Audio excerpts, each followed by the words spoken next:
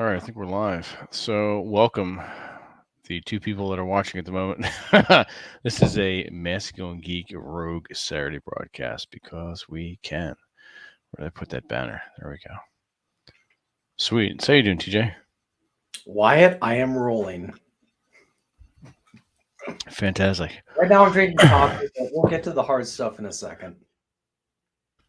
You're drinking. So wait. You're starting off with coffee, and then you're going to segue to hard stuff. What's the hard stuff? Whiskey. Okay. This is wine. This is a small bottle of wine. It's a Pinot Noir. Oh, nice. Pinot Yeah. Noirs. I don't drink it a lot, but when I drink it, I'll drink it in like small amounts. Yeah. It's good stuff. It's not like a table wine where you just drink tons of it. It's more of like, you have a small glass. It's a sipping, yeah. I'm the same way. Pinot Noirs and Malbecs are one of my favorite reds. Yeah. So cool. And you mentioned something about a story you had to tell.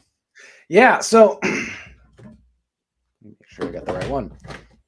This is the phone that I had in college. Holy shit! Is that like a Verizon or something? It's a Verizon LG, and if you note, that part got broken accidentally. So the screen got really fuzzy, so it wasn't readable. So I couldn't read text or photos or whatever. So, I ended up I lasted for a month, and then I got out of college in December of 2009, and then I got a new phone. But because it was before, like back in the day, you remember, and other people who probably listening will remember, we didn't have SD cards. We really didn't like upload our photos to Facebook. I just didn't. So no, we didn't have those at all. The photos were on the phone. They were not on the SD card, so I couldn't remove them. And so for years I've had this phone, which, by the way, up until yesterday had its original battery still charged. Or not charged, but it still had battery in it. It still would hold a charge. It still could turn on with battery. It was like going out, I could tell. And I was just sitting there thinking, like, there's all these photos. I don't know what's on it. I don't remember. It's been 13 years. A lot of water under the bridge. And I was sitting there thinking, okay, I want to get those photos off because I know that there's at least some photos that I just from, not of me, but like just where I took pictures of stuff that I remember or whatever. There was a snowstorm in 2008, which was one of the biggest in our history. And I ended up taking photos of it in my hometown and wanted to get those. And then there were some photos from high school that I knew were there. So I was sitting there thinking, okay, how do I get these photos off? So I took it to this phone repair guy. I said, hey, like, what can you guys do? And he goes, well, it's going to be $80 to do a diagnostic just to know what's wrong with it. I'm like, Jesus, the screen's broke. I don't need to pay you $80 to know what's wrong with it. And he goes, right? Sort of like taking the actual like sections of that part of the hard drive or whatever it is on the phone and putting it onto something else. And I'm like, there's got to be a better way. Like, there's nothing wrong. The phone is still, you can still turn it on. The screen is just broken, right? Yeah. So I started doing some research, and I'm like, okay, what I did for $15, I got a exact same model phone off of eBay with a power charger. So, and then I bought an SD card that would fit the phone. And so I walked through the entire process of downloading your photos from this phone onto an SD card, wrote it down, and then went and replicated the exact same process with my phone where the screen didn't work. So I was able to get all these photos that I've not seen in at least 13 years. That's awesome. Yeah. And it wasn't like there was a lot of them. I didn't take a lot of photos when I was in college. And this was back when like a lot of the photos I look at, a lot of them were blurry. Yeah. So they weren't, but there was a very low resolution rate. Yeah. There were still some good ones. I mean, some of them I actually have. I was, for however reason, I got them all. You know what I did? I sent them to my email at the time. Oh, okay. That's what I did. Do you have any you want to share now, or you want to keep them private? Most of them are just like they're not even of people. Most of them. I'll share one very briefly. Okay. Where present? Share screen. You're a host, so you can actually just share stuff. You don't need my I don't need to. You don't need to ask me permission to do it. You can just share So here's one. it. Go ahead, share it. Yeah. Yep. It's shared. Well, no, you could actually. You should be able to present it. You're a co-host. Like I you am know sharing it. you know how Rollo is when he presents the D&D stuff. Right. It says it should be sharing it right now. I don't see it. That's weird. It's not showing Weird. up. Stupid stream. All right, let me wait. It Oh, disappeared. you had to give it permission. No, it didn't. It just disappeared. Oh, weird. When you go to add, click the three little buttons that are next to the thumbnail in StreamYard. So I'm going to present, share screen. Yeah. Yeah. And then I'm going to window, and then I'm sharing this right here. Yeah, that should just pop up in the live feed. Yeah. It's not. It's down in the bottom. All right, I'll add it for you. There you go. Yeah. So that's just one of the photos I took with a flip phone. Oh, okay. It kind of looked like a dog fight in the sky type thing. That looks like the what do you call it? The crap that supposedly that the government's chemtrails. The chemtrails. You caught some old chemtrails, TJ. Let me pull out. Let me see what another one is. There's a couple of ones I guess I could share. Like I said, in 2008 we had a huge. I just liked it. It was at a lake that was near where I used to live.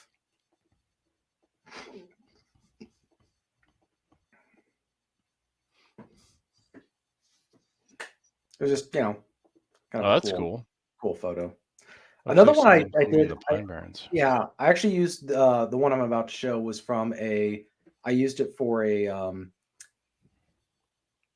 photojournalism class, and my editor actually liked it. He said it was a Hemingway story in a single photo.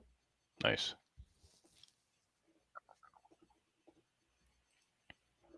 Yeah, it is. I cut that part out and just left it like that. Yeah. What was another one? I'm trying to see. I'm trying to look at some of the photos. Let's see. There's some I took. You can't see it very well here, but when I was back during the snowstorm, I was at my buddy's house nearby. I actually wrote it for that newsletter, the Tabletop Gaming Society, about how we were playing that game. Well, I left their house at 1 a.m. in the morning, and the snow cover made it so that you could see as clearly as if it was day. Homeschool has a question for you. Oh, yeah. Oh, I can, let's see. Yeah, I'll pull that one up. Hold on a second. Oh, shite. The one with the lake in the snow. Oh, lake in the snow? Yeah. Okay. Pull that one up. 1 second.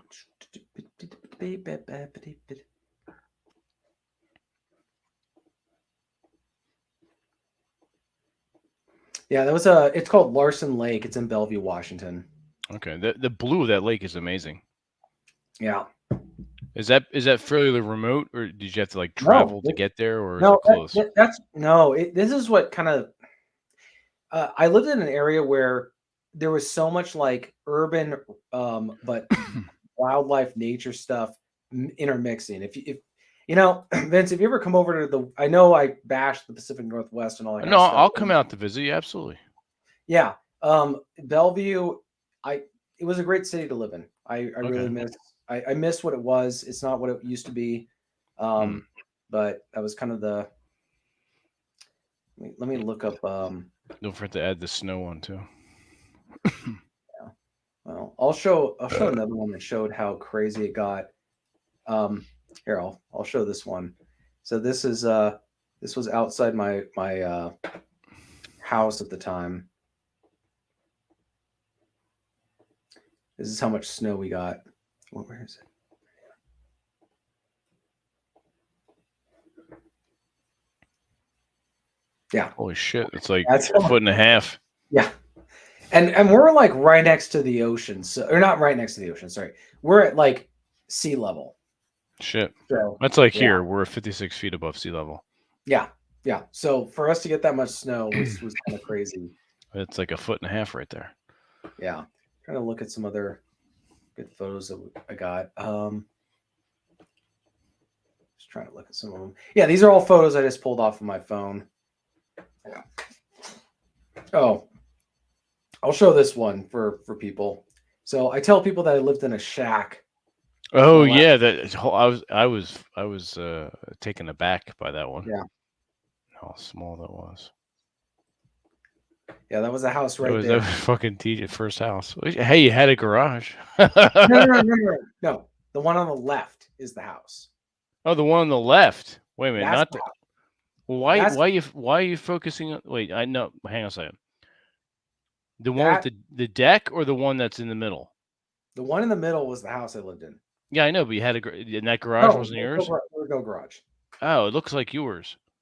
No, they were right in the house. That's the garage for the house next door. Oh shit, you didn't have a garage. You had that little fucking Nope. like. Didn't So even you have walked into what, like a small little living room? no a small little kitchen, and then there was a bathroom, and then there was a tiny bedroom. It was 300 square feet.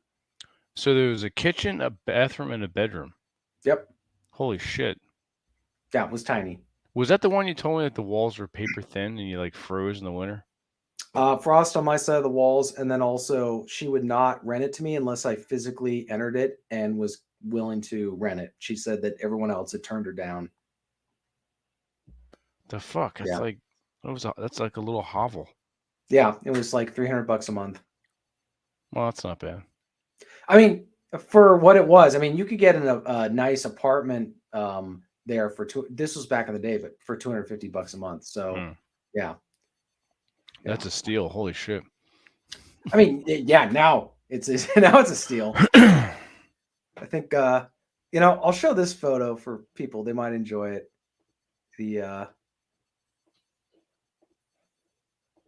This one right here. This was taken during the Great Recession. You probably can't read it very well, but the top number is $1.40. Yeah, Jesus.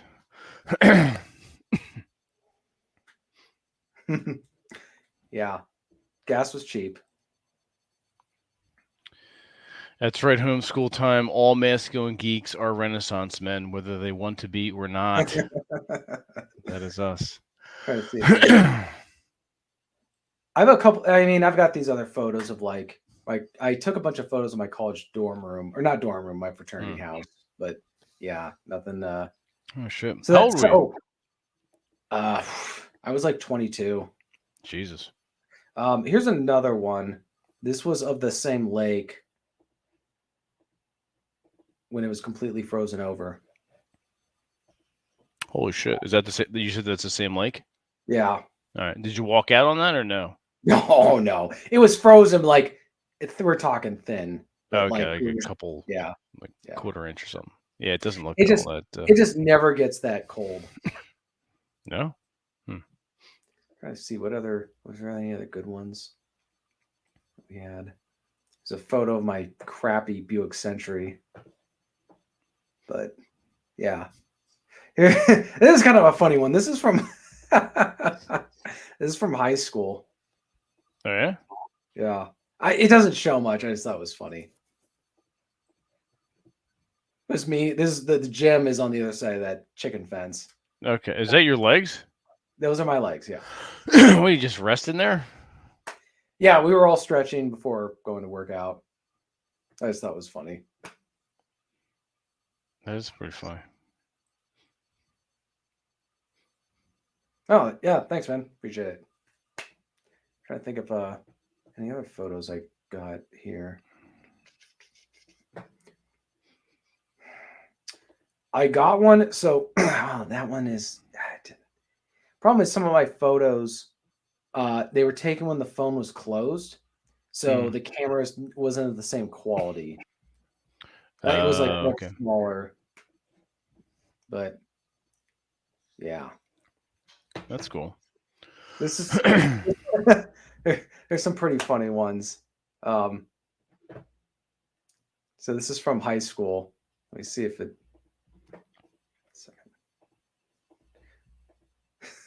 What the fuck? It's supposed to say shifting, but the F fell. I took a photo of it. Ever shitting. That's awesome. Well, that pretty much sums up social media. Yeah. Fuck. That's funny. Ever shitting. Like, WB eats probably. Right. That's awesome. I love it. Yeah. Funny. Yeah. So you had that phone for quite like 5 or 6 years. I know. Actually, I only had it a couple years in college. I originally had my first cell phone, and then we switched over. But there were other photos. I don't know what happened to them. I know that they're probably on one of my hard drives because I took a bunch of photos when I first went to Leavenworth for the first time as an adult on my own. Okay. Yes, homeschool time. I'm drinking coffee right now. The drinking comes later. Yeah, I've got my ever-present wine. Yeah.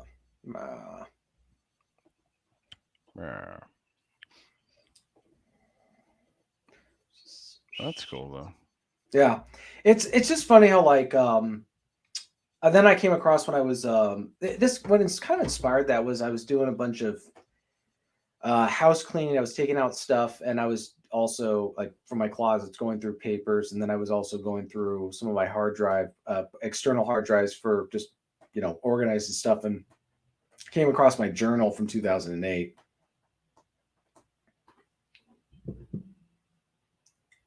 Whoa, you're mute. You're mute. I knew that. I was testing him. I said I would definitely consider getting back into that. For myself, I've got journals going back almost 2 decades. Yeah, it's interesting to go back and read like what the weather was like, what I was thinking, who I was with, what I was doing. It's really cool. Yeah. So it was I was reading a lot of stuff, like stuff that I recollected at the time from my earlier days, but I didn't remember. Like I don't remember anymore. Like if somebody said something, I'm like, no. And then I was reading, I was like, oh, I think the other part of it is I was reading my stuff, and it's coming from a 22-year-old who has yet to actually go out and live life, really. Yeah. And so, there's kind of a trajectory. What's the right word? Not trajectory, but there's almost 2 phases in a man's life. But I'd also say women, like where you're eager for what the future holds, and then you're living in the future. You're living in the future. Your past. Future. When you compare it to what has gone before you, yeah. You're creating it and living it at the same time. Yeah. That's kind of a cool thought to think. Yeah. So. Yeah. But yeah, also I just remembered like I the older I get, the less I'm able to remember. Like I'd say I can remember a lot of stuff, just I don't remember like kind of ordinary mundane things. I just forget about it. No, I lament that. I'm glad. See, that what I do is with my journals, I record the ordinary sort of dull stuff along with the poignant things. So I have both, because likewise, as I get older, I'll be 53 tomorrow. And I just, thank you. There's just, to me,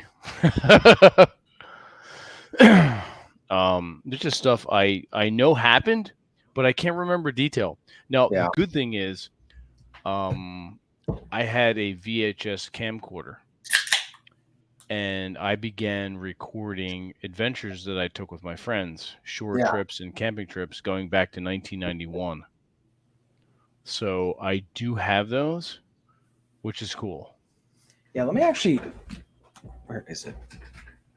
Oh, so I went through my stuff and I found this, which was a camera that I got for, I think, Christmas when I was in high school. I was really into cinema. Of course, a train has to come by.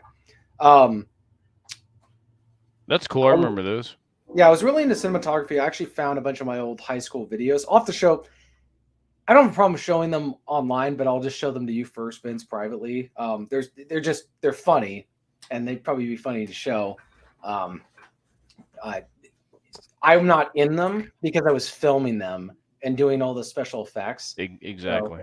yeah, I mean, I don't think any of the guys would ever. The people, nobody would know them. Nobody would care. And okay, funny story though. On a related note, so one of the guys who was in the videos, I ran into him years later. Like we're talking only a couple years ago. At he was working at some job, and I looked at him like, "You look familiar." He goes, "Aren't you the guy who did all those videos with me in high school?" I'm like, "Yeah." That's funny that he remembered. Yeah, And pretty cool too. yeah. No, they're funny videos, so I'll show them. Yeah, please do. Yeah. Now, what format did you record them on? Well, I didn't use these. I used I didn't really use this for a whole lot, and that's kind of what's sad. Like the little thing that I forgot what the term's called for it, but when my camera's attached to, it was originally I got it for this because I plan to do cinematography. Tripod or something? Yeah, it's a tripod. I was originally we called it a spider. That's what we called it. I remember the spiders. Got the three to five legs, and you can twist them in different contortions. Yeah, exactly. I was actually going to go into cinematography when I went to college. Oh, what stopped you? I ended up going into writing, but also when I went to go chat with the guy who headed up the studies for cinematography, he just was not very friendly, and I was very put off by his behavior. Really? Huh. Yeah. Well, you can thank him. You're right. You're where you're at now, maybe because of him. So yeah, I always wanted to do like cool like videos, like make cool movies or stuff like that. Which if I ever have a kid, my thought is if I have kids, I'm not going to record stuff like family events on my phone. I'm going to use this because and then we store it digitally on a hard drive. Well, you could always, if you get a third-party cloud photo and video storage, you could have it upload directly. The thing is, I want my policy with my family to be none of the stuff goes online. It doesn't go on. Well, no, it's not online. It's just cloud storage, and you can pull it down and bring it down to your own storage locally. Yeah, and also have it transposed and burned to CDs if you wish. Right, but it's like I was looking at some of my family's home videos, like with the VHS stuff, and they're very accurate documentaries on what the family was like because everybody's not pretending to be somebody when the camera's pointed at them. Everybody's just acting like the camera's not there. They're not like self-conscious. Whereas nowadays everybody's self-conscious because they have no idea what's going to happen to it. I want there to be a policy where none of this stuff goes anywhere other than the family. It's not going to go up online. There's not going to be videos of my kids doing silly stuff that's going to go on YouTube. I'm not going to do that. I'm not going to pull a Matt Walsh and post photos of my kids online. I don't know why he feels the need to tell everybody about his kids. Or I don't know why people post their children online. Yeah. Like I was going through some of my photos as a kid, and I'm like, I'm glad. I have no idea what my dad probably would have said. No internet, like posting stuff of my kids, but he's a cybersecurity type guy. But I'm glad that a lot of those photos did not go online. Exactly. Because that's what defines you. Like, oh, you're the kid who's famous for this. Like, can you not move past that? Yeah, that gets stuck in people's heads. It's like it's like an actor or an actress or someone in the public eye. They're known for their roles, like Anthony Perkins in Psycho. No one knew he did a few other things, but he got typecast for that, and everyone remembers him for the fucking psychotic guy in Psycho. Yeah, that's the interesting thing about being an actor is you got to watch out for having such a defining role that you can't do anything else. Exactly. All right. It's like Fess Parker. He did Davy Crockett. It's like, sorry, dude, you're not going to ever be in anything else ever again. Just, it's over. Or, who else was there? There was a bunch of other guys who Sean Connery managed to avoid getting typecast with James Bond. But I think that's because he just had that persona. Whereas Roger Moore did the Saint and James Bond. He was never really going to do anything else. And I kind of also Pierce Brosnan, like he did Remington Steele and James Bond. He's done a few. He was in Bones, that 2-part HBO series, the book adaptation by Stephen King. He played the main character there. He was the writer guy, and a few other things. He was also in The Matador. He was very good in The Matador. Matador is sort of an aging assassin who's just like pretty much given up on everything. That's pretty funny. I think this couple runs into at a resort. I'm trying to think of anything else. What the fuck else was that fucker in? I can't think of anything at the moment, but those are the ones coming to mind. But yeah, you're right. The first thing you think of when you think of him is Pierce Brosnan is the James Bond. So there are worse things to be remembered by, I suppose. That's true. Yeah. So you ready for Drew's game again on Wednesday with your new Ranger character? And you basically, Drew's kind of helped herd you in the direction that AD&D is typically meant to go in, as far as like fighter type characters, right? And having what you have is like almost like a small army. You've got henchmen and hirelings, so it's kind of cool. So you can direct them where you. Well, I got to be honest. One of the things I struggle with is with the whole D&D, the way we've done is just the way I've been learning is I did like one game with you, and then I've been doing most of them online. And like you remember when I was hanging out with you guys in New Jersey, and like there was an actual board with. We were in. Well, actually, no, we were in Gettysburg. Oh no, not the second, like recently, like last year. Oh, recently, that's right. That's right. We were at my buddy Gabe's house. There's all these visual stuff. Like I have to have visuals. I'm such a visual person in that sense. There's been a couple of D&D games where Drew, for whatever reason, described, or even Rollo describe a scene where I have a sense of like place, whereas in a lot of cases is like the moment they say something, I'm like it vanishes into the ethereal. I know that's why you like Rollo's games better for that, because he's got the. My thought is you don't have to have even D&D characters. You just need to have something where I can follow what's going on physically, because the description stuff is just it for me personally. That's not how I learn or follows things. I just lose track of it. So Rollo's maps are easier for you to follow. Rollo's maps help me understand where was I last left, because sometimes it'll be a half hour before they go back to me and say, "Hey, Aldemar, what are you doing?" I'm like, I'm not really following what's going on with the other characters. I'm kind of just following my character or something like that. Mm-hmm. But he's got the visual stuff, whereas with Drew's games, Halfton, it's like I don't know where Halfton is right now compared to where. Well, right now with your new character, Wolfgar or Wolfer, it was a badass name. Kind of rhymes with Ulfrey. We could be brothers. So you're actually on the beach. You just got off the boat. You left either 3 or 5 dwarves on the boat to guard, and you've disembarked, and you're on the beach getting ready to fight undead with like I think 20 henchmen. So that's kind of cool. Yeah. Also, most people didn't learn D&D in front of a live audience. Correct. Yeah. No, I get it. I'm we're patient. Obviously, it's not a huge deal. We understand the limitations. So, and like you said, the first time you played was in 2018, and that was in Gettysburg, and that was around the table. And then when we played recently last year, in the lesson last year, this past November, around the table, it's helpful. I was actually playing a Cthulhu Wars today. It was a massive game. There was like 7 people there. This is one of the biggest games ever. Oh, cool! Did you show him your coin? Right here. I was about to say, I was like, "Where's the coin?" So, yeah, there you go. That's it.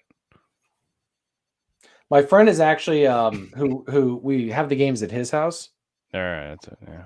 He is To actually make sure. doing work with Sandy right now. Oh yeah, Yeah, I'm cool. not quite sure what it is, but I think that's cool that like it's so like such a niche game that Hmm. you can just reach out to me like, hey, I can do work for you or something like that. Yeah, exactly. Yeah, You like know? I said, my buddy John and I had him on our show a couple of years ago.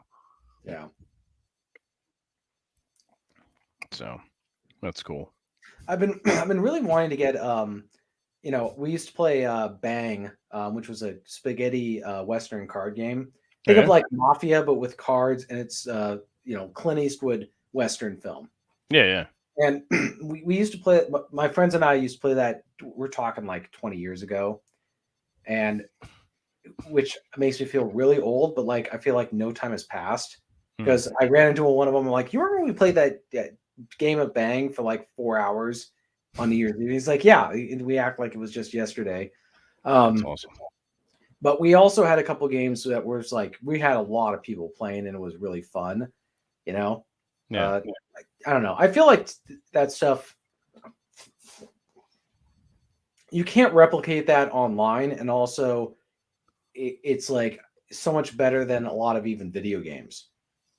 This is why I think a lot of the young people are missing when they're playing online and they're interacting with people online. But it's like, yeah, but you don't. This is why I've always said, LAN parties was the perfect blend hybrid of Hmm. digital with physical, where Real life you're physical all playing in interaction. the same room, but you're playing online. Yeah, you're in the same room together. You're yelling at each other, but Yeah, also your characters are on the yeah. screen in front of you together. Yeah, Yeah, yeah. We that's had that's cool. there's a lot of games where LAN part. We played Age of Empires 2, and some of the greatest games. Like I never forgot them. Where it got the games lasted so long, we all went into a Great Depression where we ran out of resources. So everybody just starts making pikemen and skirmishers, right? Nice. And there was this grand battle at the very end where we just ran out much, and my buddy just types for Frodo, For and so Frodo. we just launched an attack, and we ended up losing, but like it was fun, you know? Hmm. Absolutely. That's good stuff. Yeah.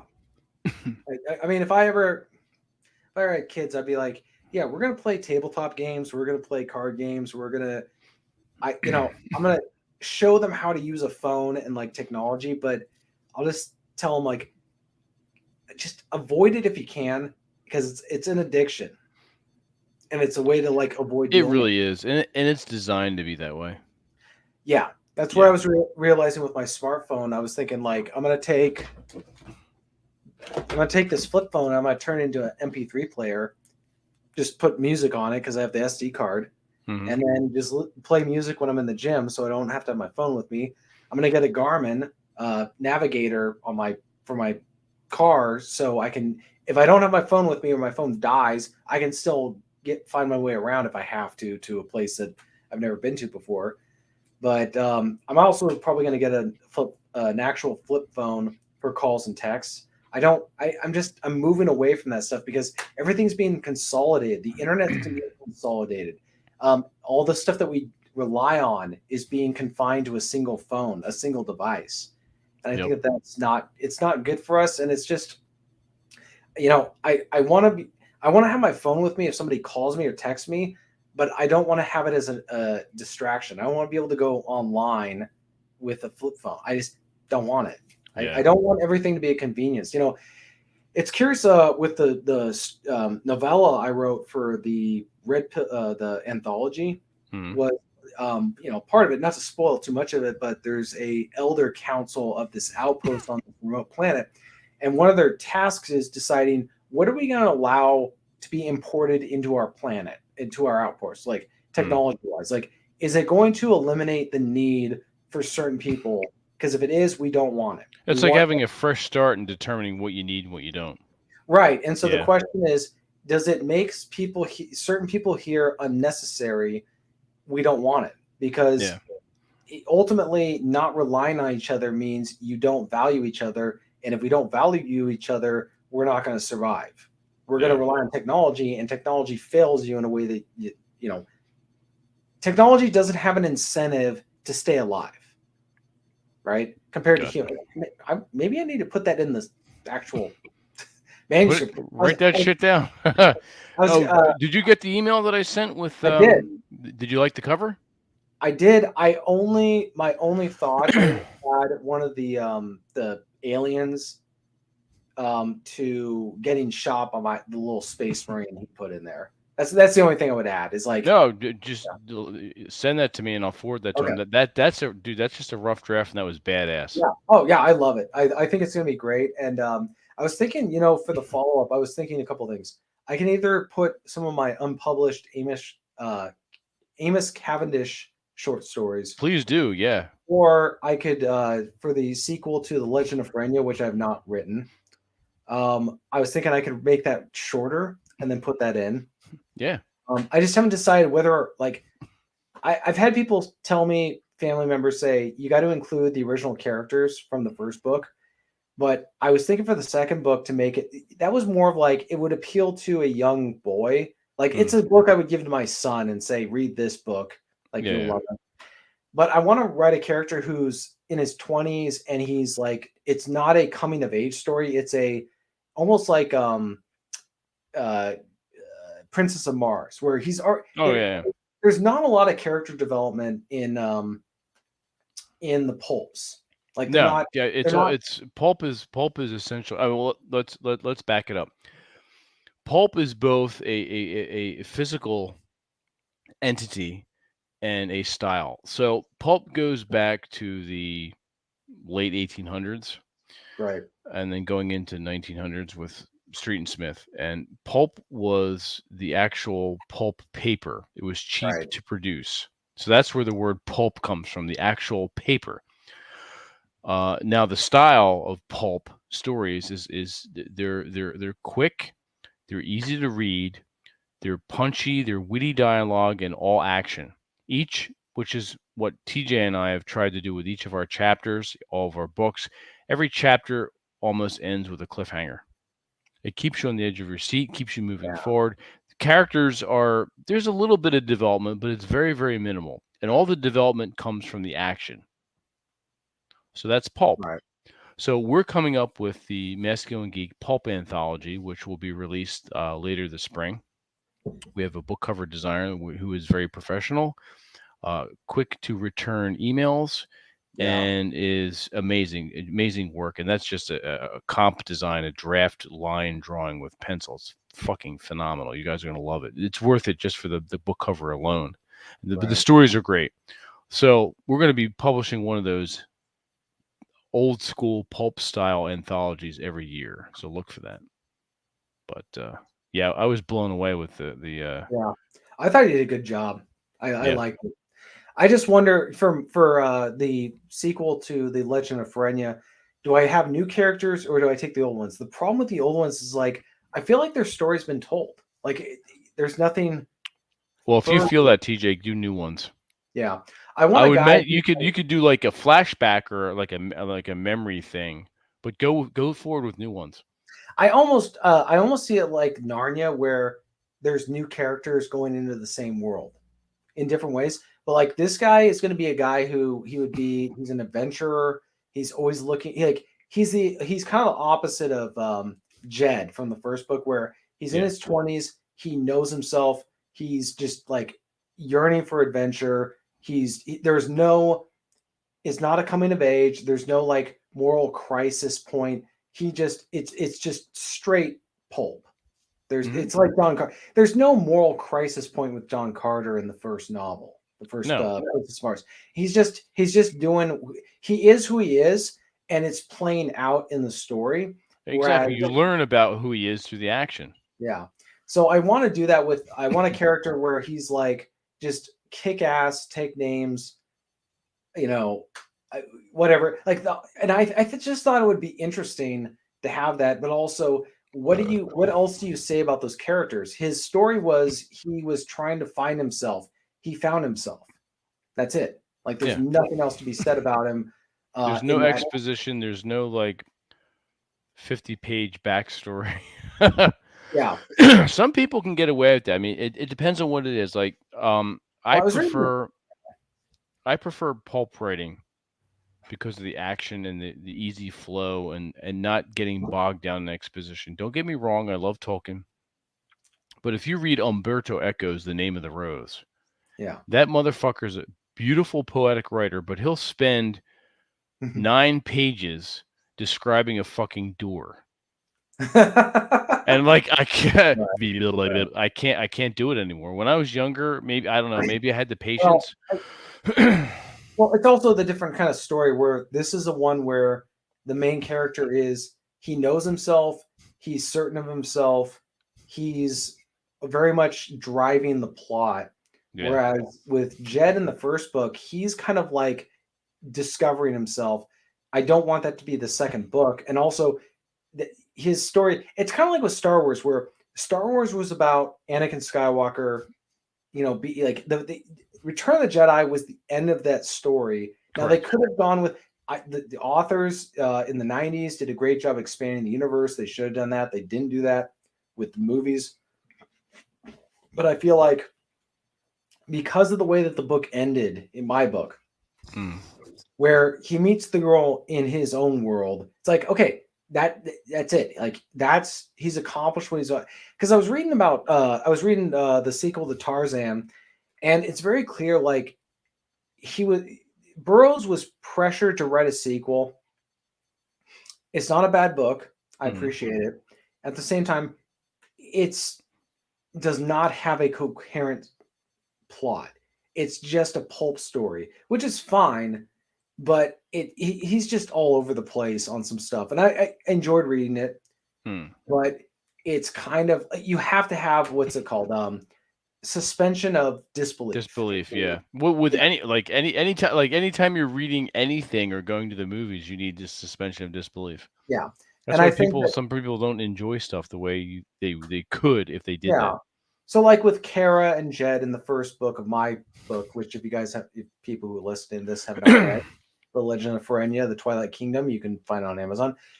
There's nothing like what more is there in their development? Like boy met girl, boy likes girl, boy it's not girl, it's completely unnecessary. Yeah. So the next one's going to be completely different characters, and I kind of like the sketch I wrote out for him, the new character where he's a vagabond, but like he just chooses to be a kind of an adventurer bum, and he ends up in Ferenya, the world I created, and unlike Jed, where he's reacting to stuff and then becoming more proactive. That's really, you know what? I'm going to interrupt you there. That's a really cool idea to have your world out there. It's another, like almost another dimension or time period of Earth, and then these current Earth people going to visit it and playing out a scenario. Did I ever tell the story of like how I was inspired for the second book? The second book? Yeah, I know the inspiration for the first book because I was there. Yeah, so I was hiking when I used to live outside Leavenworth, which is in the Pacific Northwest. Which I don't know if you know, I live there. Oh my God, no, really? And I was hiking there, and I was on a trail that is frequented by hikers and also horseback. Like you can ride horses there, right? So I hear this noise. I'm like, it sounded like not just one horse, it sounded like a whole stampede of horses. Like a lot of horses were coming. I'm like, where's this coming from? And I could I couldn't feel anything on the ground, but I could hear a horse's stampede. So I kept hiking, and then I came across, and I have a photo of it somewhere. I'm not going to pull it up now. It would take me too long. People don't want to watch it. Wait. I came across this tree. No joke.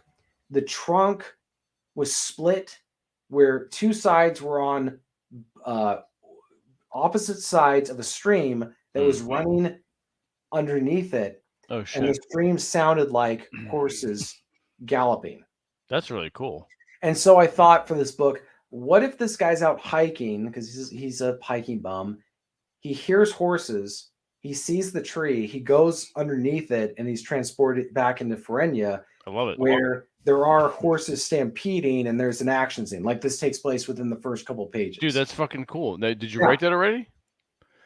I haven't written it, but like I have Fucking write audio. that. Get on that shit. That's for the second anthology, you dirty bitch.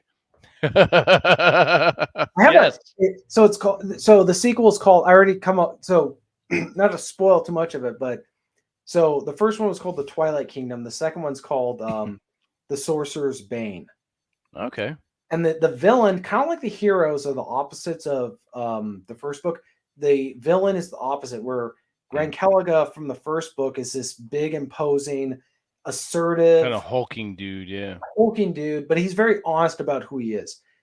This guy is a total gamma bitch beta loser. Oh, okay. He's like, he's a feminine. He's like, my family's been oppressed, like, Right. yeah, because he comes from a family of wizards or whatever that serve in the royal family, and he's all bitter because they got cast out because they were a bunch of dicks. And he's like, just everything from him is driven by resentment. And the main character is going to be this like badass who's like, comes up with like magazines for crossbows. Nice. Like where he invents a magazine to like reload a crossbow so he can fire it. So like semi-automatic crossbow. Oh, like in Van Helsing. Yeah, I've never seen it Van Helsing, so don't Look at spoil the I know, but go look at the first half hour of Van Helsing. All right, I'm gonna have to change that because I don't want anybody to think like I stole anything. But well, no, you can always direct them here to this video. You didn't steal it, but that's just the first thing that came to mind because that's a badass invention. Yeah, so like he's coming up with all these inventions of like what to do because he's very resourceful. It's not. This isn't a story about him becoming who he's meant to be. It's a story about a guy being put in a situation where he just is what he is, and he's driving the plot. He's not driving the plot, but like he's very much taking initiative, and he's not reacting. He's acting. He's being proactive. Okay. And he's not like because he's not young. Like this is a guy who's known life enough to where, he's as an impression is not being made as much on him as he's making an impression on the people around him. But yeah, it'll be a fun book. But the nice thing is for the anthology, it'll be shorter. I just write shorter now. That's just how I'm doing. I actually my one of my, not a New Year's resolution, but just a resolution for this year. I'm gonna go back through some of my old books that I never published and that are way too long. Yeah, I'm gonna edit them. I'm gonna do it. Cool. At least get them out there so nothing's left. No stone is left unturned. I like it. Yeah, I'm looking forward to the release of the anthology. It'd be good. I think this is what really ticked me off about Matt Walsh about like just whining about Lord of the Rings and all this other stuff. I'm like, dude, this is your guys' problem. We're out there creating culture. We're out there creating art. I've got the song. You've written novels. I've written novels. We're out there like creating stuff, and he's just bitching about Matt stuff. Walsh. Is that the? He's the guy with the daily the dorky wire. Oh, is that the one that did What Is a Woman? Yeah, and it's like, dude, no one's gonna remember. I get what he's doing. His heart's in the right place, but he needs to get laid. Jesus Christ. Well, he's at least getting, I want to have a baby sex, but not that it's any of my concern or business. But like, he's got kids. But like, the point is, it's an example of where these conservative guys don't understand culture. Where for example, Star Wars has defined culture for years. Harry Potter, whether you love it or hate it, it's defined culture for years. All these different things have defined culture. The same thing with James Bond. Right. And so far better to invest in that stuff, like to invest in art. But these people, and it's funny, he's a Catholic. He's not a Protestant. So like the Protestant work ethic attitude doesn't really apply to him. But for a lot of them, it was like, well, did you generate enough GDP? Were you productive? Were you? It's like, guys, there's tangible and intangible. If you're working at a car factory or you're working at some job where you can like track actual metrics, but no, you can't measure the influence of art. Just like you can't influence, or you can't. And often you don't see it for decades or long after you're fucking dead. Yeah, they That's just the can't. way it is. They're like, immediately, did you generate GDP? Did you? Even Van Gogh said that to his brother. He's like, like Lovecraft. I'm not meant. My work isn't meant to be appreciated in this time. It will be appreciated long after I'm dead. Same with Lovecraft. Same with Robert. Robert Howard had a little more success with Weird Tales magazines than Lovecraft, but all those guys are, and Van Gogh, they're remembered long after they're dead, and it's sad, but it's true. Yeah, and so like Lovecraft, they're making board games off of the stuff he created 100 years ago. Yep. And he had no funding. He had nothing. Like he just wrote a bunch of short stories. And so he died alone in a hospital with stomach cancer. Yeah. Yep. It's disturbing. And they throw all this millions of dollars at a bunch of dorks in Dorkistan. Dorkistan. Yeah, Dorkistan. See. Yeah, Dorkistanis. You should write a parody thing about Dorkistan. The Dorkistani invasion. The Dorkistani invasions are coming. Oh my God, the balloons are flying. Yeah. God. Yeah, so that's where these guys, it just bothers me where they don't understand. Well, fuck it, we're doing it. We're doing it. So right, we're doing it. And unfortunately, not unfortunately, but like I think the irony is like that's how it's got to get done. Is it can't be real progress cannot occur through popular or through money. Correct. It's got to be done by not the fringes, but like it's got to be done by the little guy, as it were, out in the field. The little people, little swarmy people. The hell?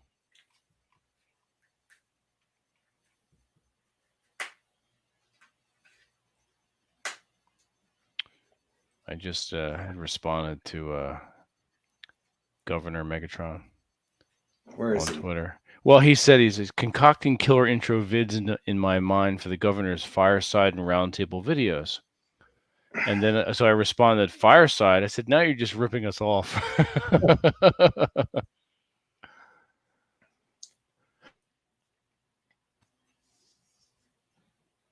I'm just fucking with him. Of course you do. You have to. You gotta fuck with these guys. Oh, fuck. Yeah, but I'm looking forward to it. It's gonna be good. And as soon as this one comes out, we go right into the next one. Just every year, just knock them out. Well, the thing with the Amos Cavendish short stories is they're like 3,000 words. Or sorry, actually, now they were like 4 or 5. They were longer. 1 second. One was like 6 or 7, dude. When I ran it through the word count. I like the one where you put me in it. That was funny. I like that one. That was actually one, yeah. That's 6,000 words, so it's not. Yeah, you should totally add that as well. I'm like, I don't know if you ever saw the cult or read the Cultist Cure. That one did a complete flip on like the whole. Well, at the end, I know what it's about. At the end is kind of mirrors what was happening over the past 3 years. Yeah, but what I thought I liked it's like up until that that one moment where you're like, oh, everybody's like, oh, we know this where this is going. This small town is like full of cultists, and then you're like, oh no, it's not. They're all normal. It's the reverse. Like the town is like the only normalcy. Yeah. Yeah. You should totally put that one out there too. I figure. Well, so my Laserdix is actually a novella length. It's going to be about 25,000. It's a little over 25,000 words. So that yours is what is yours? 6. Yeah. 6, and then however long Rollo and Noble's stories are. So we're looking at anywhere between like 35 and 40. That's a decent size, decent paperback. Yeah. You know what else I still have? It was unfinished. It was the Amazing Adventures of Flash Hudson. Oh yeah. Where I got the cover over a year ago, and I stopped writing it because I just burned out. I was, Yeah, you had that idea of like sort of like the DuckTales, right? Yeah, he goes to Antarctica and like discovers a hidden world where it's a With the bunch of dog. You actually had the you did the cover and everything. Yeah, I can cut that down, and like if it's gonna be just a novella, I'll just keep it short, and I could put that in. That's pulp. That's total pulp. Absolutely, dude. Do it. Yeah, you set aside like a folder on your desktop, like pulp anthology stories. Yeah, You've already got like 3 or 4 right now, plus the one you're writing. You're good for years. You're set. It's like nothing. Pretty funny. So I'll probably just continue with Laserdick Adventures. I already have the second adventure set up and ready to go. So we're taking a much needed vacation, but we get sidetracked by stuff. So it'll be good. So is the first novella done? I'm tweaking chapter 10 where we kill the slopes. Are they on their weather balloon? It's funny. I'm thinking about including that at the end. Hey, it's a Zeppelin, and they go, "Hey, it's a balloon." Oh fuck! I think I have to do it now. It's gotta be like one of those dirigibles. It's a dirigible. A dirigible boy. I can't say it. Never mind. Exactly.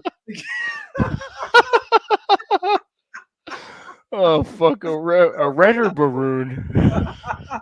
Oh it's fuck me! It's a what? It's a dirigible. I can't say it. Fuck you. Oh shit! When I saw that, I could not. I literally almost choked. I was in the wine bar that the restaurant that we had gone to at the at a Harvest. I was sitting there actually doing some editing, and I came across it. I just laughed out loud. I almost spit my drink out. Was it totally? Not totally. Weather balloon. Baroon, totally not a spy. A spy balloon or some toy not spy. What does it say? Hang on, let me see if I can find it in my Twitter. The Baroon. Fucking shit yourself. I love shit like that. All right, so hang on. Totery, not totally. Totery not for spying. Hang on. Let me let me share it.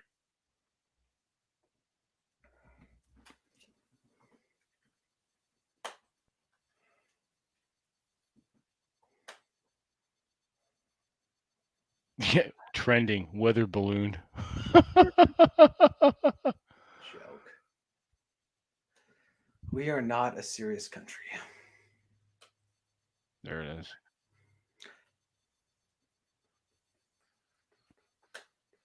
Why is it not sharing? Oh, okay, Chrome 2.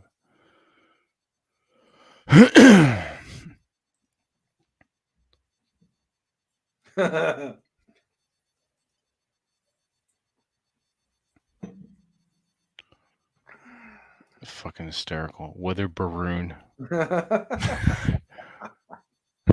Totery not for spying. That's completely a slope convention. Right there. Oh shit. It's so overt. It's covert. Exactly. Now, I haven't figured out what slope stands for, so it's going to be like Secret League of, and I need to come up with the P and the E. Of professional enforcers. There you go. Thank you. All right.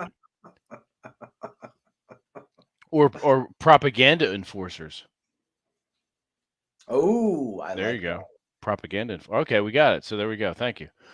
He sparked the That's how we work over here. It's a team. Yeah. Yeah.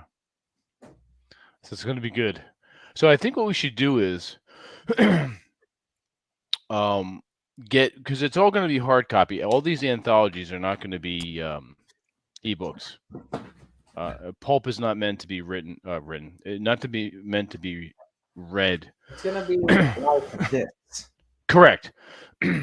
Yeah. You got to pick up the rest of your American Heritage Yeah. from here, TJ, you yeah. fucker.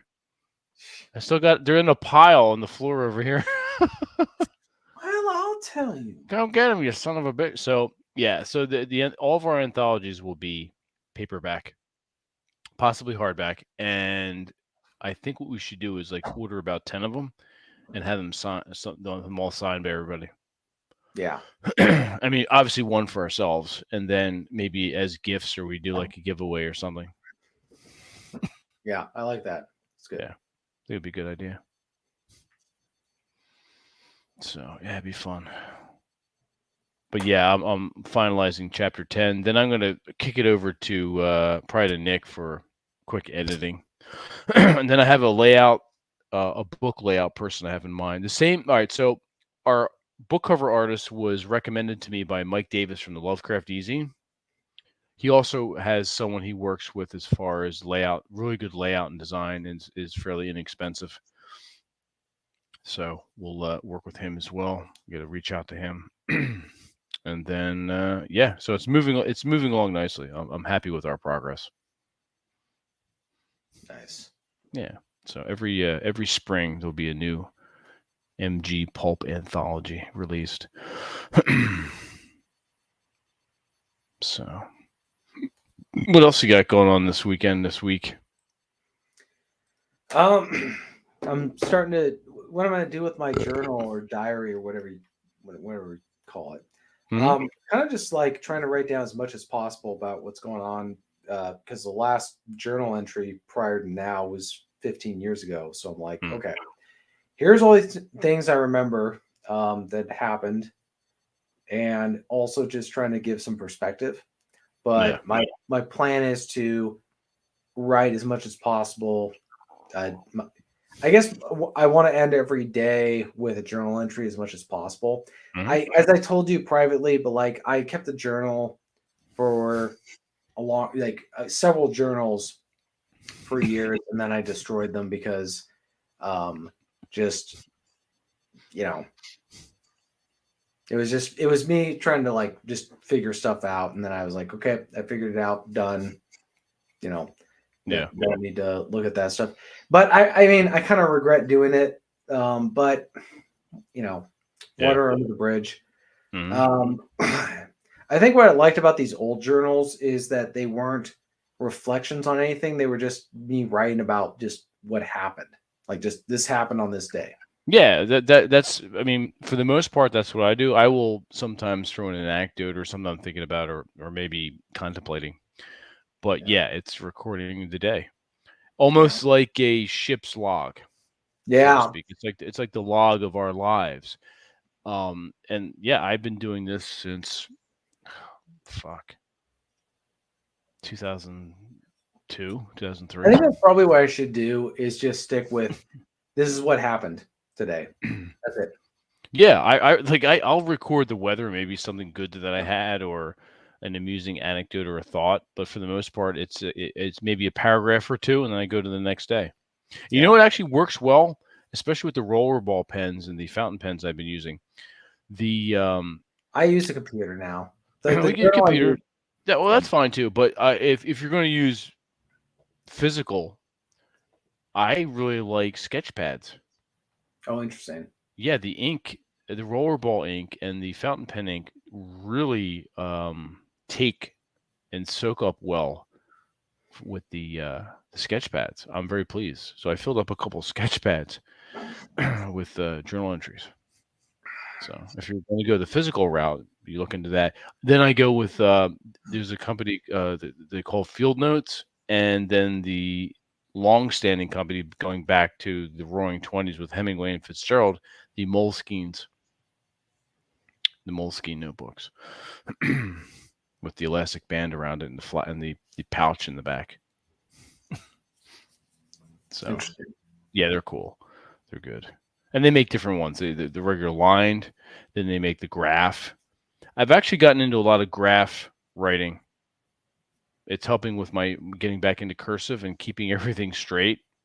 Yeah. So the graph paper's cool. Then they have date books. They have their own version of the sketch pads and things.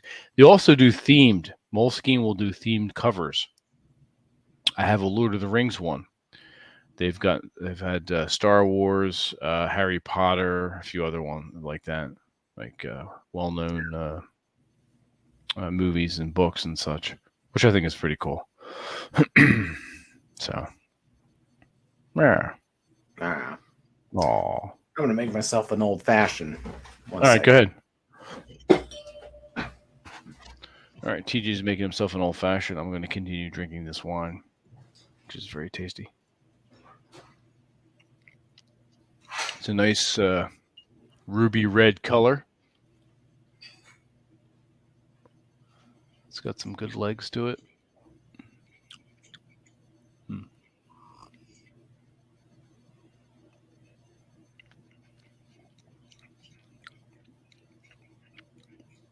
little bit of tart cherry on the finish, which I enjoy. So welcome to all two of you that are watching right now. Appreciate the hanging out with us on this impromptu Saturday evening. Yeah, obviously these rogue broadcasts are not scheduled. What it comes down to is I'll text TJ or Robert and say, "Hey, rogue broadcast?" Sure, and then we do it.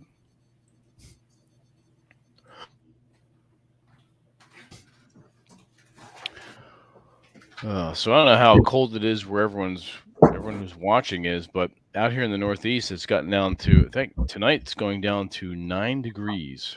Oh wow! And yeah, and in fact, Mount Washington, New Hampshire, clocked in at minus 90 degrees. Minus 90? Minus 90. It's the wind chill. It's the coldest fucking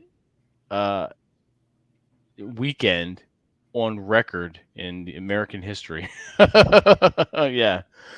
I'm like, what? That's a public health emergency. That's colder. Isn't that colder than Antarctica? What's it? It's global warming. Clearly we're on the way out. It's just, we're just dying. Yeah. Fucking stupid. Let's play with some interesting backgrounds that I have from Robert E. McGinnis over here. Hang on. Let's get So we got some James Bond going over here.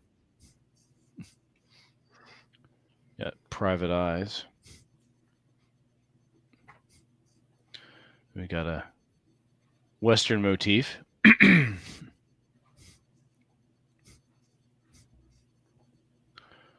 another James Bond.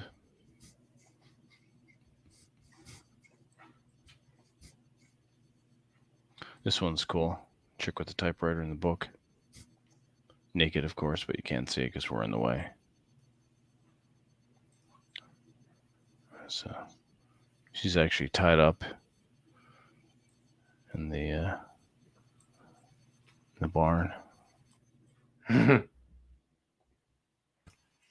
He really knew how to draw women, that's for sure. Yeah. There's the piano girl. Do you want me to show the best photo I think I ever took? Yeah, please do. It's not Robert E. McGinnis. Oh, shit. Yeah. It was on a place called Blackbird Island in Lebanon. You took that recently, didn't you? That was a couple of years ago, but I've made canvas photos of it. It's one of I just walked over there. Nobody had walked on. I'm like, this is fantastic. It is fantastic. That's a good shot. Well done. Well done. Yeah, thanks. Yeah. Good deal. Good deal.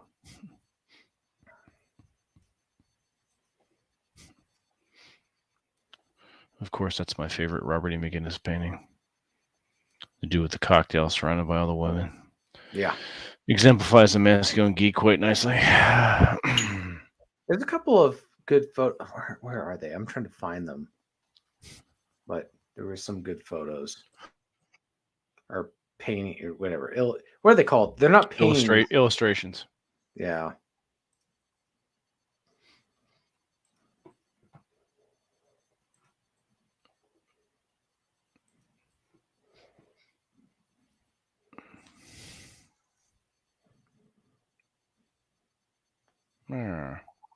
Where's my fucking book should have been delivered today?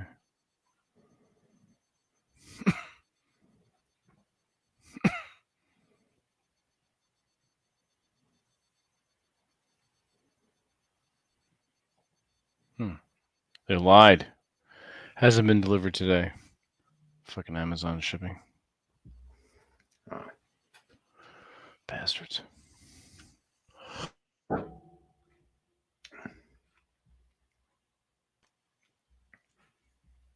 Looking for your picture? Which one?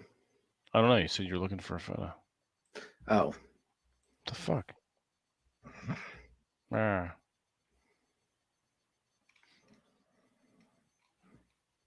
Yeah, it's not my computer. What the hell? I mean, I've got other photos. Hey, you can share some of your photography. Sure. Why not? Ah. All right, where the hell? Where is Jack? There we go.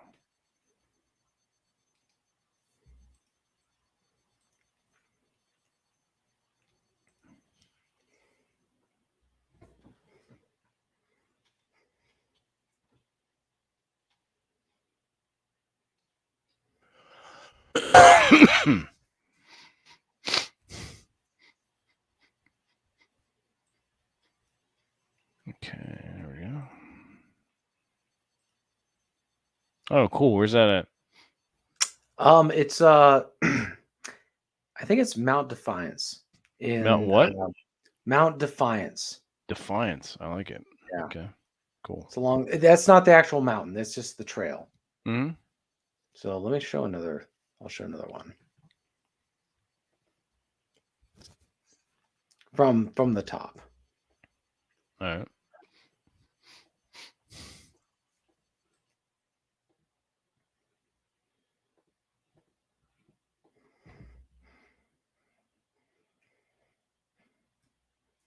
Oh, nice. What lakes are those? I don't know the names exactly. I could look them up, but that's just the view. Let me see if there's any others that are like. Those are good views.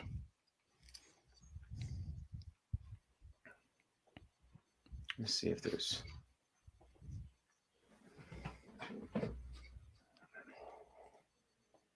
Let's see.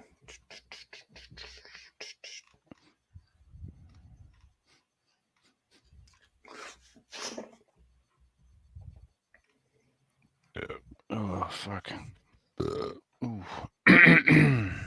Oh, I actually have. Let me double check.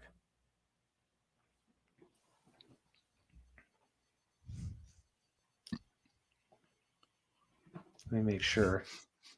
What I'm about to show you is genuine sword. Oh, here we go. I do have it. Ha ha! Got it. Naked photos of Aaron. This is the photo of the tree I found. Oh, holy shit. That's cool. So it had the stream going through it. I got a video of it. No, that's even better. Yeah. Yeah. You So can that's like when- you can maybe include that in the back matter of the anthology when we do that Yeah. that story. Yeah. Like here's the inspiration for it. Yeah. That's cool. Yeah, it was I like crazy because it has, if you see the inside, it has like a waterfall thing that makes it sound like horses stampeding. I believe it, and Yeah. I'm sure because of the nature of the forest and the trees, it was echoing. Yeah. Yep. That's badass. That's crazy. It's Very crazy. cool. That's crazy. See, nice.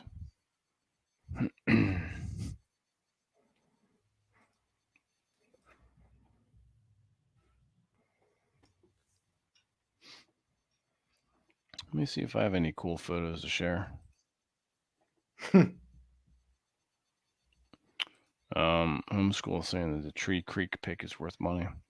Yeah, you can throw your stuff on. There's what are they called? The sites where you can share photo and video.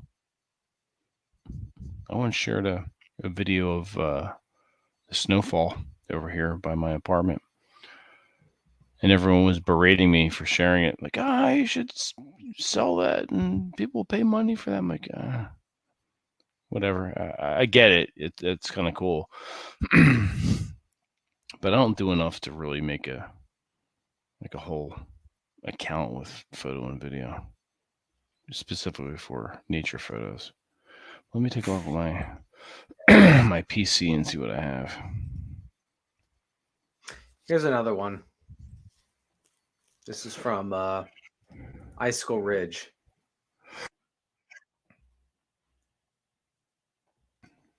I want to see mountains again, Gandalf. Mountains. Oh, that's cool.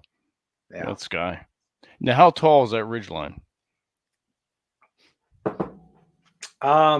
Is that like 8,000, 9,000, 10,000 feet? 7,000. 7,000. Okay. Actually, our mountains in that part of the state are pretty elevation wise are pretty low. They're not as high as you would think. Same here. I was saying Snoqualmie Pass is one of the lowest elevation mountain passes in the country. Really? Yeah, it's not. Shit. It's only like 3,000. Let me ask. Let me look at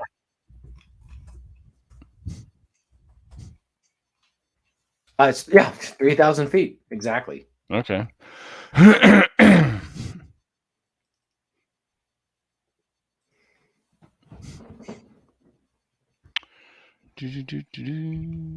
see.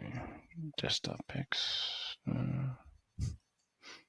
don't think I have anything on this PC.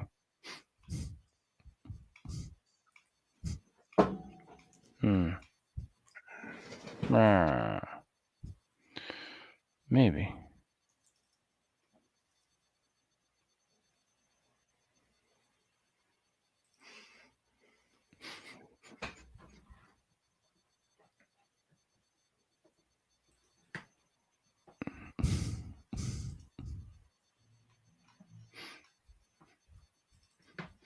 Maybe not. What the fuck?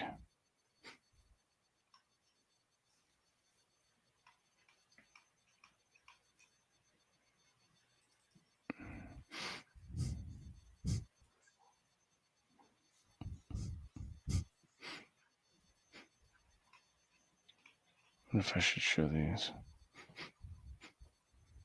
This is a very young Vince from 2010. Oh, 2010. I'm curious. All right, maybe we'll show this. All right, we'll show this. It's fucking stupid, but we'll show it. That's stupid. We'll show it. Present. Share screen. Window. I see. Is that right? Yes. That is correct. There you go. Whoa. You don't look a whole lot different. Not really. It's pretty much more the same. Hair.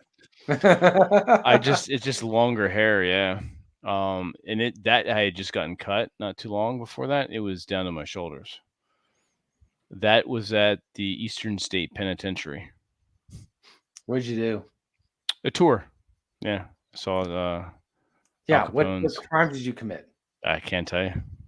Shh. Give me away, TJ. Jesus. Let's see any other ones. I will not show the girl I was with because it's private. Let's see. You can show that one. Is it showing? No, maybe not. Stop sharing. Let me go to that one. Just the one has just less gray. So present, share screen. Less gray in my hair. How old were you? 2010. Oh, okay. 40. Right. Yep. I was 22. You piece of shit. You young bastard. In all fairness, I'll show a photo of me. This was 2006. Oh, okay, cool. Ready for it? Yeah, please do. This is sharing with TJ. Holy shit, doesn't even look like you. I know. That's cool. 2000. How old were you? I was 19. Oh my god. Fresh out of high school. I know. Yeah, I was Cool. incredibly lean. Yeah, you were. I was about to say, like, you're like fucking bigger now. Like a lot bigger. No, I can lift. I have more. I was telling a guy earlier today. I have more energy, and I'm in. I can lift still more. smell the Oh my diapers. God. Okay, That's funny.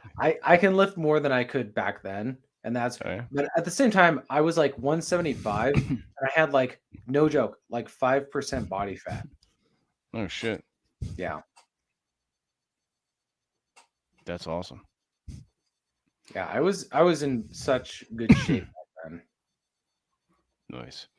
So I'm going to share with you. I've told this story before, but I'll tell it briefly again. And I'll share the actual photo. So, actually, where the fuck is? Oh, I didn't actually double click it. Let me double click it. So, this photo I'm about to share. Can you see that? Yeah. That is the Bowery Hotel in the Meatpacking District of New York. It's one of those old boutique hotels, a historic building that when you go to the front desk, you get your key like the old hotels used to do. And you take your key and go to your room. So, in fact, it's funny. This was around the same time in 2010 for my 40th birthday. My girl took me to the Bowery Hotel as a gift, paid for everything, drove. It was fantastic.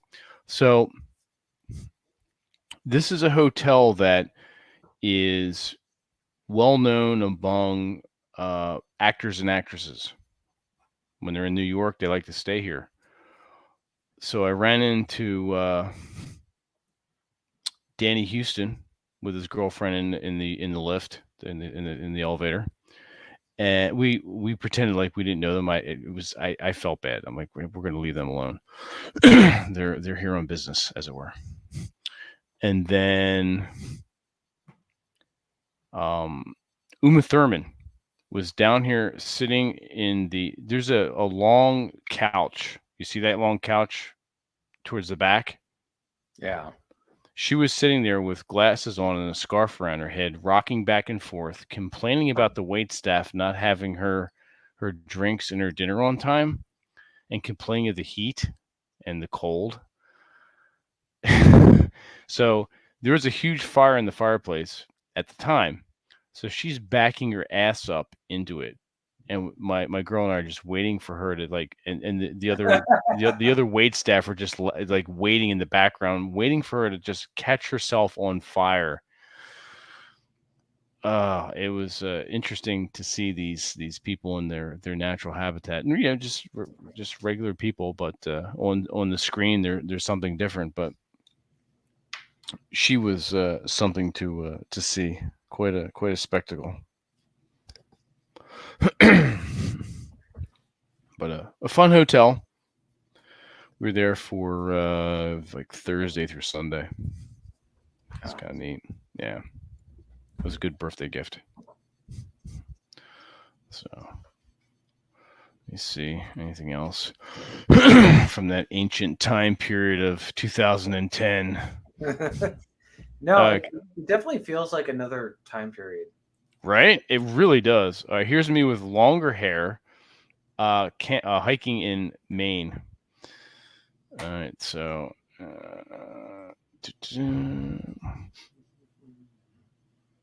what? That's not what I want. You fucking dork. Present. Walk down memory lane. You look like a rustic adventurer. That's exactly what that was. That was a fantastic trip. It was so much fun. Nice. Yeah. We were at we're in Bar Harbor area. The right near this is off of I forget the name of the pond, but the mountains were called the Bubbles because when you're looking at them, they look like bubbles or a pair of tits. There was a really cool restaurant there. You can sit out on these Adirondack chairs and have tea and biscuits and just kind of relax. But I forget the name of the pond. It's kind of cool. All right, what else? What else can I share with you from my ancient history? No, definitely not that. Okay, here it is. I'll show you the bubbles. I wish I could remember the name of the place.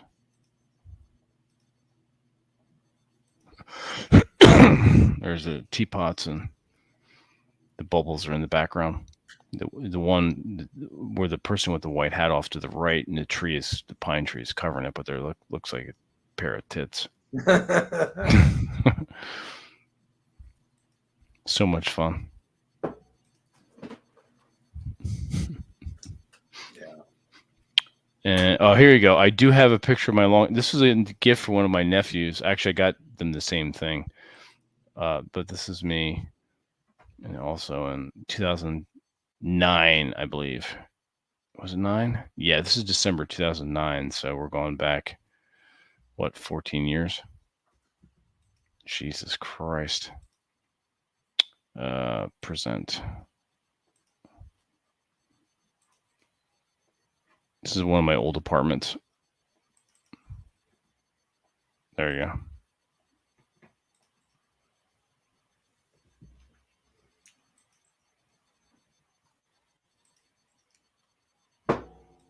The long hair.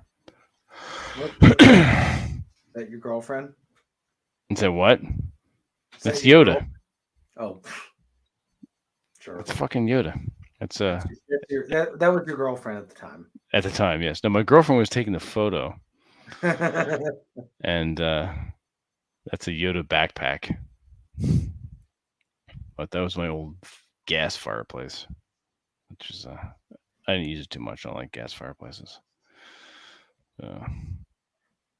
Let's fucking walk down memory lane.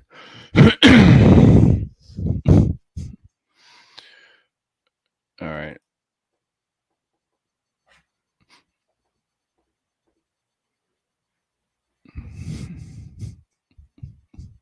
Not sure if I should share this one. Yeah, I'll show that. I can show you that later, but not live.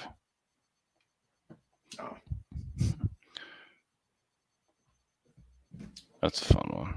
Yeah, this one's with Matthew Quick, the writer. I was friends with him for a while.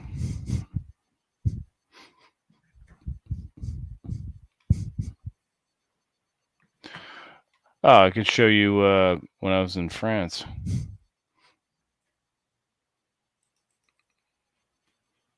Hang on. The Eiffel Tower.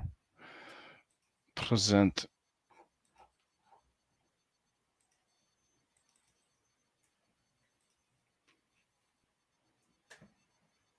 It was a fun trip. Oh, nice. Yeah. I forget what we were on the top of. I remember what that was.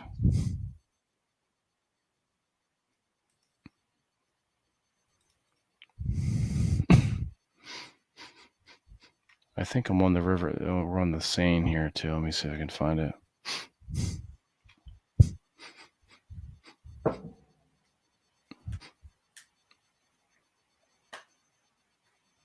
Oh, this is a funny one. Look like a disheveled artist or some shit. Hang on.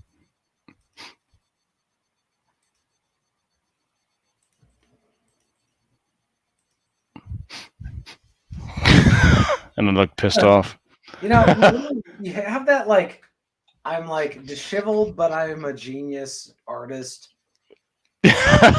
Well, I appreciate the thought, TJ. I don't know if I go that far, but thank you. That's pretty funny. Fuck. Let's see what else. More. The girl I was with is pretty hot. Yeah. Yeah, sometimes I miss her. Yeah. It happens. And here I am, outside of Shakespeare and Company, the bookstore. Yeah. But when after the show, I'll show you. I'll show the girl with you. I don't want to do that live because it's respect privacy. Respect the privacy. The privacy. That's right. There you go. Nice. Looking a little more fatter in the face. I had that content in a long-term relationship fatness going. I don't mind too much. She was a good cook. She used to cook me all kinds of shit. You gotta watch out. Gotta watch out. You really do, dude. You really, really do.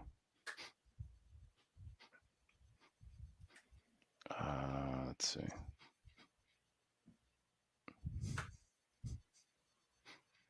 This is a hat she knitted me. She used to like to knit shit for me. Knitting shit. Knitting shit. Knitting shit. Knitting shit. I probably did take a shit after this photo. On the sand again.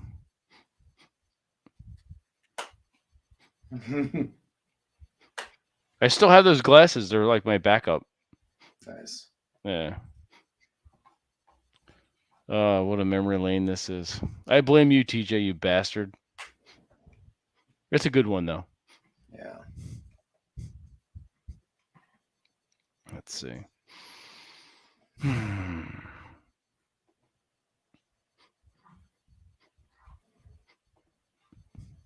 Oh, here I am in front of Lovecraft's grave. Oh. Wearing a Lovecraft shirt. Hang on.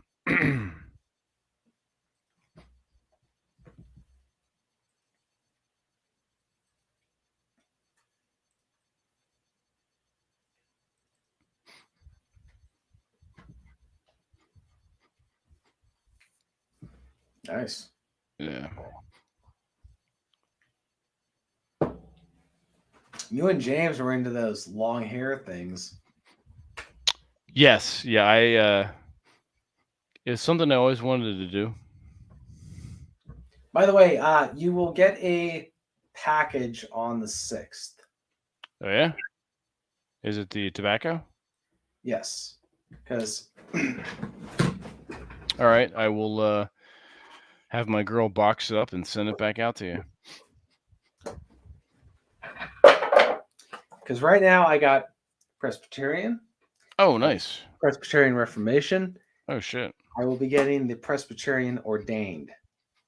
So, nice. Which is a rare, harder to buy, I might add, 10. So, This will be on my... Cool.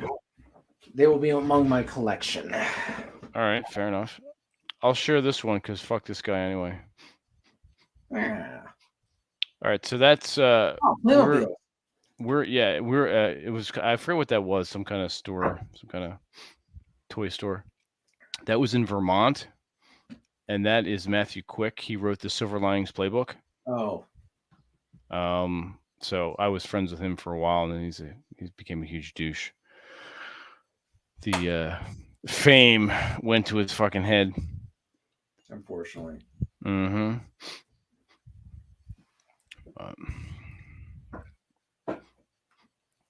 I met him through the girl that I went to France with.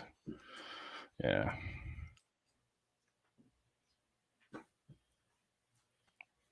But that's it for the public pictures. All right. Let's see if there's any others from this time period. I'll probably have some video too.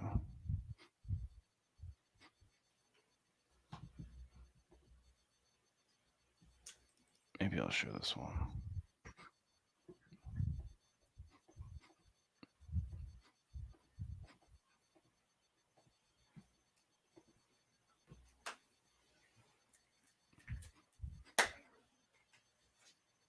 This is actually a very good photo of me. I'm not sharing that. Fuck you guys. Fuck you guys. That's right. We're doing it live.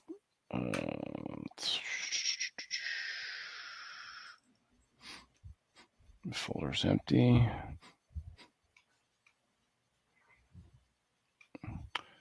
My first novel.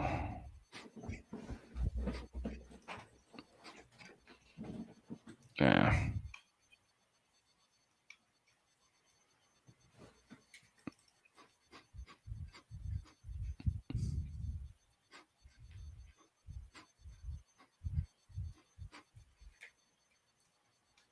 Let's see.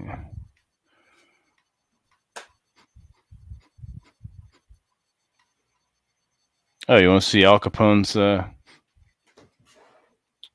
seen jail cell? Yeah. You haven't seen my photo of it.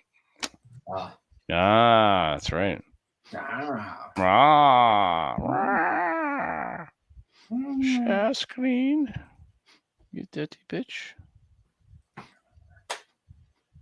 That's my photo of it.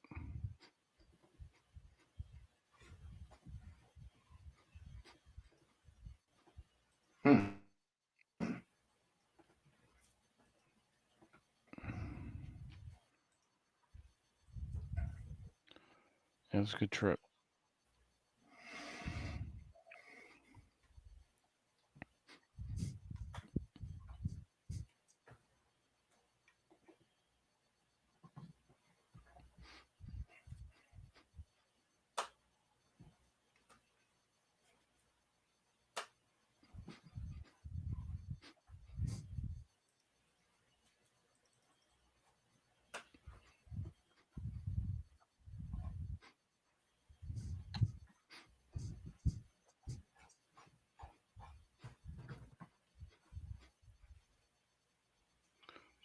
Nope, not showing that one either.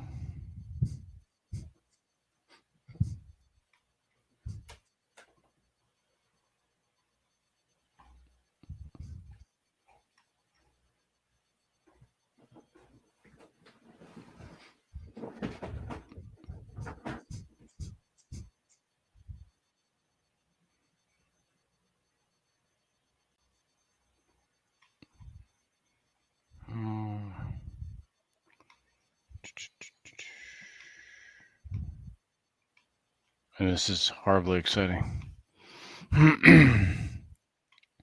As you wait while I scroll through my memory lane.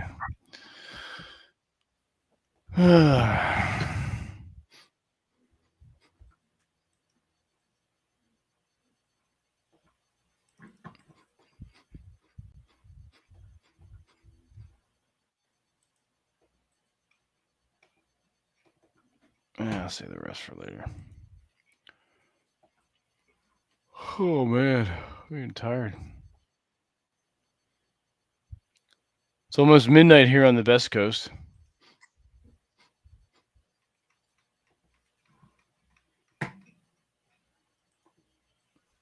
How's your old fashioned? Doing well. Cool. I'm almost done this one glass.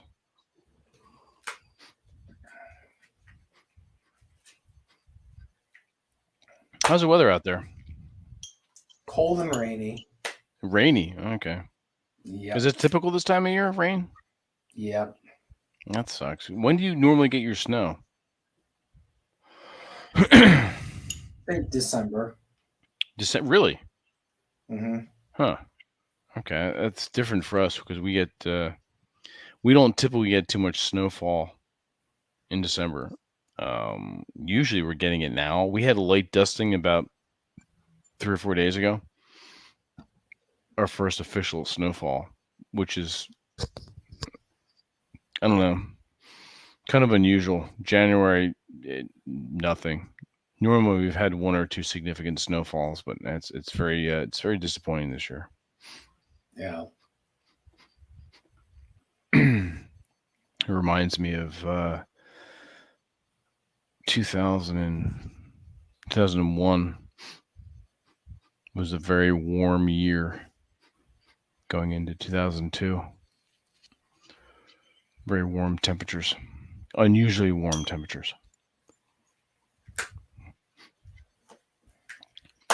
So much so, if you said, "Oh, global warming," maybe back then I would have believed you.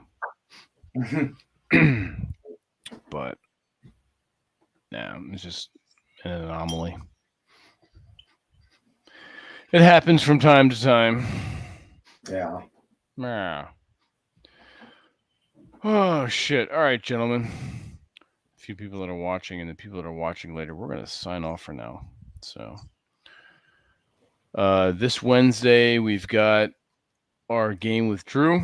We'll continue with see how TJ's new ranger handles himself on the beach with his hirelings, his 20 or so hirelings, and the onslaught of undead that's about to descend upon him, and Ulfr and Bjorn coming to help as we have flown down from the cliff to help save the day. So, until then, TJ. All right, guys, keep the fires. Keep the fires burning. Keep the wine flowing. Keep the lead shooting down range. Don't take any win nickels. Don't drink all the rum. And tune in to this Wednesday at 6 p.m. Pacific time. Pacific time. Get the hell out of here. God damn it.